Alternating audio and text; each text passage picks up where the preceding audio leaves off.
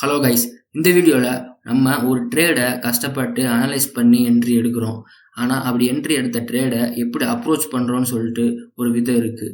ஏன்னா நிறைய பேர் பார்த்தீங்கன்னா என்ட்ரிலாம் கரெக்டாக ப்ளேஸ் பண்ணிடுவாங்க. டார்கெட் அண்ட் ஸ்டாப் லாஸ் கரெக்டாக மெயின்டைன் பண்ணி வச்சுருவாங்க. அந்த ட்ரேட் ரன் ஆகிட்டு இருக்கப்ப சில பேர் பார்த்தீங்கன்னா கொஞ்சம் நர்வஸ் ஆயிடுவாங்க, எமோஷ்னல் ஆயிடுவாங்க.